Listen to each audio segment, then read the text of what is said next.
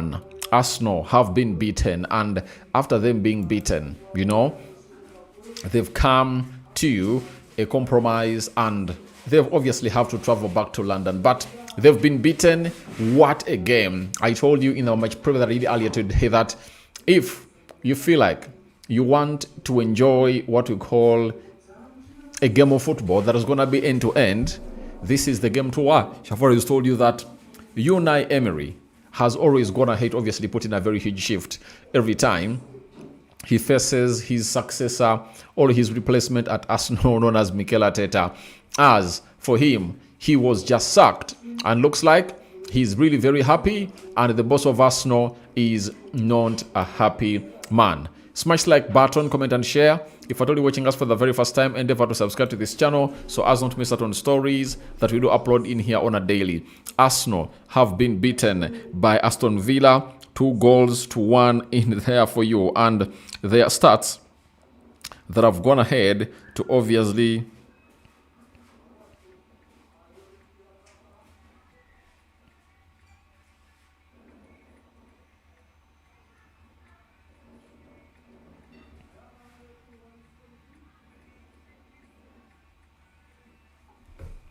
So Arsenal have gone ahead to obviously lose their second game of the season. Remember, their first loss of this season came in through when they are really playing against a team known as Liverpool.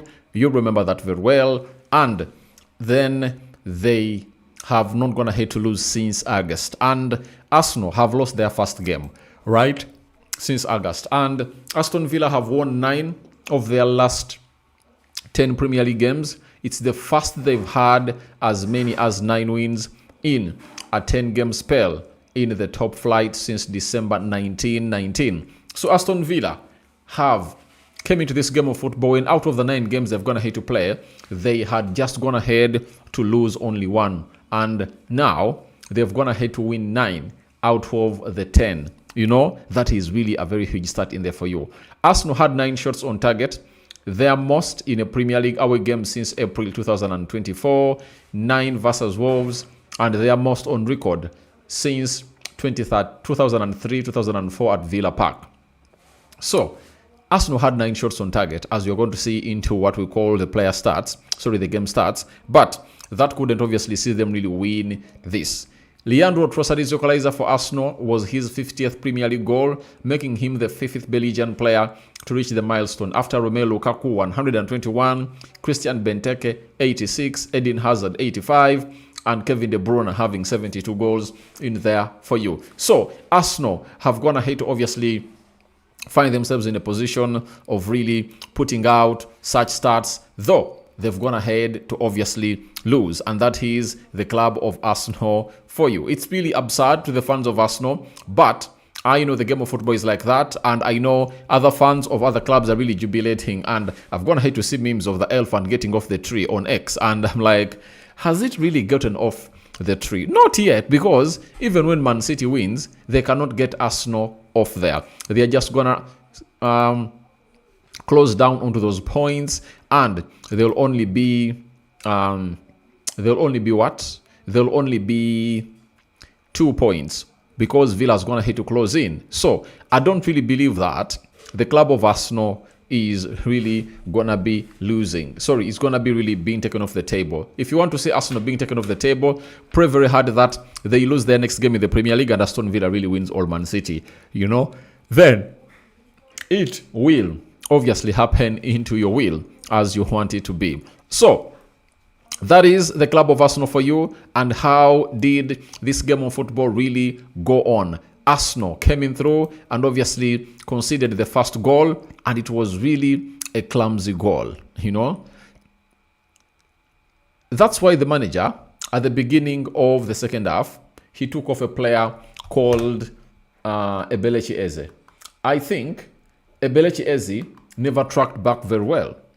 Never did he track down very well that player who goes by the names of Matt Cash. Remember, it was the second time they were attacking Arsenal in the same fashion.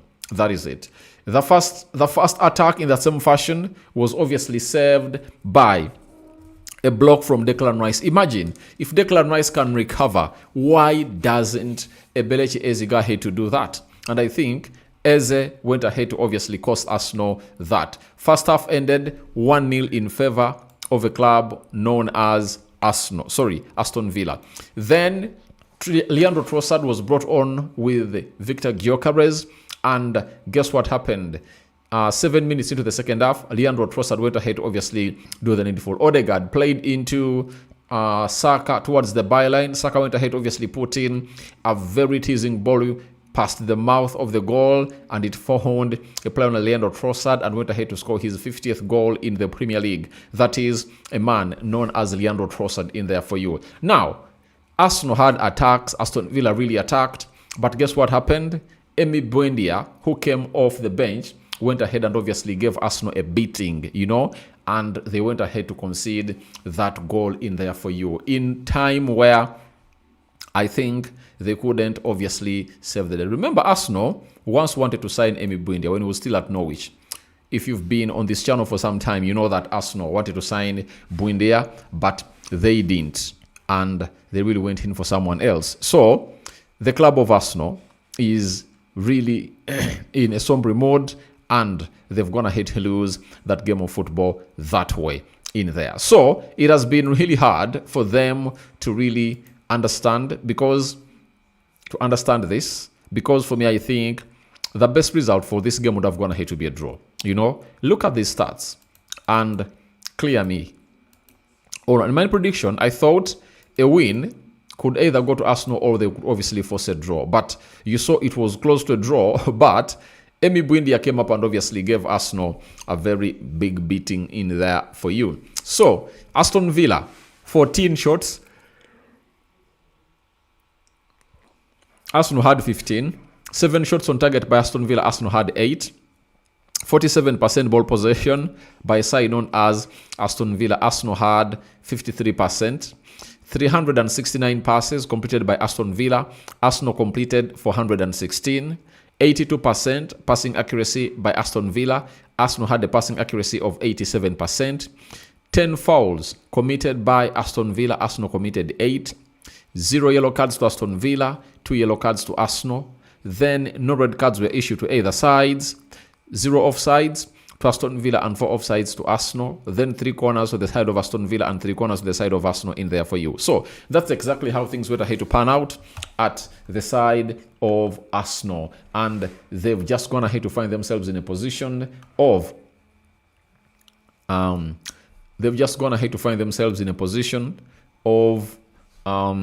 losing a game of football in there for you. So I know that Man City is playing, and they know to it that they need to win this game they're obviously playing right now, because if they win it, they will be one of those teams that would have gone ahead to put in a very huge shift in there for you, to see to it that they really put more pressure onto the club of Arsenal. Early kickstarters are really always hard, and Arteta really had noticed it, because if you watched the game of Arsenal, right?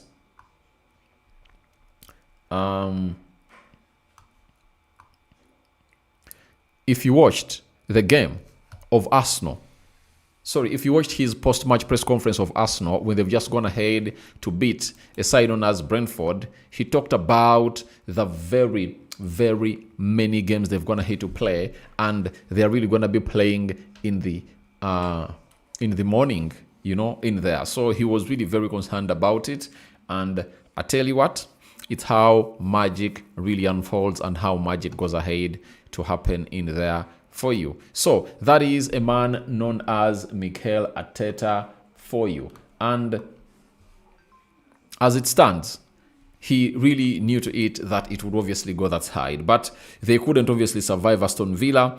And that shows you that last season, Arsenal came in here and got 3 points. They beat Aston Villa, I think, by 2-0. This time around, they haven't gone ahead to obviously survive. And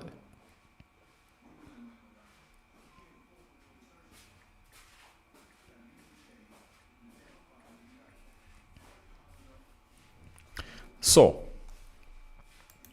the side of Arsenal had gone ahead to go at Aston Villa, and they had gone ahead to collect 3 points, and this time around they've gone ahead to drop them, and I know they'll compensate for them in the coming games. Now, if you have to look at the points that Arsenal really do have, they're having 33 points in 15 games. That means they're averaging how many points? Let me see. 33. Let me calculate here. Calculator. I want to calculate and see how many points Arsenal really averaging, to obviously sum up and see how many points can they really have this trophy on, if at all they are really to win it. It's 33 points in 15 games. That means they're averaging 2.2 points times 38. Looks like Arsenal are going to be having 83 points. You know, we are waiting to see, because they've gone ahead to lose their second game and they are the highest performing side in the league right now. But I and Arsenal fans are really going to be pissed about their result in there for you. But you have to look at this as a good and a bad on the other side, as every result has a bad and the other side and the good. The bad is Arsenal is going to hate to lose, you know. And what is the good? The good is simple. That how many teams are going to go at that side and obviously win or really get 3 points there? Few of those sides, Man City, Liverpool, and name it, will go to Villa Park and obviously get points. Arsenal just has to know to it that when they host Aston Villa, they have to come out and obviously win. That is it. But all in all, it has been a game of good football. I really enjoyed it, and I saw to it that Arsenal had Bukayo Saka in pure good form. You know, for the first 60 minutes, 70, Saka was suckering. And I think the manager really took long to obviously take him off the field of play. I think Noni Madueke would have going to come in through around the 60th minute and rest Bukayo Saka. As if you want to see Bukayo Saka really getting you good results and really performing at huge levels, I think the best thing would have gone ahead to see Saka coming in through and really playing 60 minutes, rest him, don't start him in the game of Club Brugge, win it, and in the game of Wolverhampton Wanderers, you come clean and fresh with Saka to do the needful. You understand? But I think Ebelechi Eze is the man to blame. You know, with all the Carafiori closing down very well, he was nowhere to be seen into that position where he was supposed to obviously mark Matt Cash in there for you. But for my fantasy, Matt Cash has scored me some good points because he has gone ahead obviously put in a very huge shift altogether, and I just really feel like, yeah, he is getting me some huge points in there for you. And now, when you look at the table, this is how the table is really looking for now. The Premier League table is looking like so's. Arsenal, 33 points in 15 games. Man City is leading by 1-0. They're having 31 points, but they can obviously win. Aston Villa is having 30 points. Chelsea still 0-0, have 25 points. Crystal Palace, 23 points. Sunderland, 23. Spurs, 22. Brighton, 22 in there for you. So, Arsenal is now having 33 points from the first 15 games. They've gone ahead to draw 3, and they've gone ahead to lose 2. That is Arsenal for you. Scored 28 goals. They've conceded 9, you know. So, with the stats as they are, I think Arsenal is still the best performing side. And losing 2 in 15, to me, is like not bad for Arsenal. Because if it was bad, then other teams wouldn't have gone ahead, obviously, have gone ahead to lose more. Look at City. They've lost 4. Aston Villa, they've lost 3. Chelsea have lost 4. Everton have lost 5. Palace have gone ahead to lose 3. So that's how these teams are really performing horribly, and we hope to see the better of this. But Unai Emery, you have to give him credit for his substitutions and bring on Mbuendia to obviously score the winner in there. But I'm 100% sure I'm not changing my statements. I tell you, Arsenal will win this trophy. One of the things that people haven't gone ahead to look at are, 1, Arsenal is performing like this without their best centre-back partnership. You know, that is it. And even right now, the club of Arsenal lacked Mosquera. And it was Julian Timber playing in that position with a guy called Hincapi.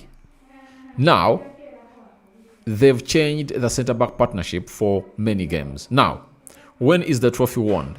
I've always told you that a trophy is always won from February to May. Even if Saliba is out and Magalhaes until January, the moment they can click in and play February, March, April, May, like they did August, September, October, November, they played 4 months and they started getting injuries. Now, if they come in through and they will play the last months of the season, I tell you, Arsenal will be good to go. That is it. Because they had really built their season on really being a very good side. But for the very first time, they had 9 shots on target. What does that mean? That even their forward line is trying to deliver more and more and more and more and more and more and more and more and more and more. I've seen people blame Arteta for the substitutions. I think for me, he would have gone ahead to obviously bring Noni Madueke much earlier. That is it. He would have gone ahead to do that. But the rest of the substitutions have been okay. He was really on point in everything he did. But that day was not theirs. And accept that certain times you are not supposed to win. Because you can't win every game to win a trophy. You know? Even when Aston was unbeaten in 2003, 2004, you know, Arsenal went ahead to draw games. They never got maximum points. They never won every game. All they avoided was being beaten. But they never came up and obviously won every game and really collected 3 points. So you can't win every game. That is it. And the weekend has started early. We wait to see what you guys will have to say in the comment section below. But I still have some in here. Moki, I'm disappointed as Arsenal fan, but anyway, we move on, all right. Mubaraka says, Rokani, you remember what I told people, that Arsenal always struggles in early kickoffs. Every team struggles in early kickoffs. That is it, especially the visiting team. When you're really hosting the game, I think really all goes on as planned. But visiting, you know, it can't really go on well in there for you. But I liked the brevity of Mikel Arteta to go and say, Unai Emery, I'm coming pound per pound. You know, he was like, I'm not going to sit back and obviously say, bring me the game. And he really attacked really very well. But the best team took the 3 points, and that was Aston Villa in there. Kassande Ben, things can escalate, brother. I know they can escalate, but I tell you this, Arsenal are really going to be there. That is it. At the start of the season, all was Arsenal. And I tell you, at the end of the season, it will be Arsenal. You know, this is a marathon. And people think that trophies are won during the Christmas period. And I tell you, Arsenal will eat Christmas when they're on top of the Premier League table. Why? Their next 2 fixtures are Wolverhampton Wanderers at the Emirates and Everton. And they will take them. They will win those games, I'm 100% sure, because none of those teams matches the levels of Aston Villa. Aston Villa is really in epic form. When you look at the games that Arsenal are really going to play before Christmas, it's Wolverhampton Wanderers, Everton. Those are the 2 games. So that means they'll win these games and they'll be on top of the Premier League table. Again, they'll eat Christmas while on top of the Premier League table. Though history has gone ahead to change that. It doesn't necessarily mean that when you eat Christmas on top of the Premier League table, you obviously take it, you know. But can Arsenal rewrite it? We wait and see. But Arsenal is going to be hosting Aston Villa on the 30th of December. Will the revenge be made again, you know, at the Emirates? Because last time they came in there, they drew 2-2 last season. This time round, will Arsenal come in through and obviously give them a beating of their lives? We wait and really see. Arsenal still in Black November. Not really. Not really. I think they've done what they're supposed to be doing in there for you. So guys, thank you very much for watching through. That's what we had for the game of Arsenal versus a team known as Aston Villa. Aston Villa is really doing wonders. In the last 10 games, they've won 9 and lost 1. That is really a trophy winning form. But how far can they go? That is the huge question. Lucky D, hello Rokani, thanks for the update, following you all along from Doha, Qatar. Thank you for watching through from Doha, Qatar. And that's what I had for you in here for you.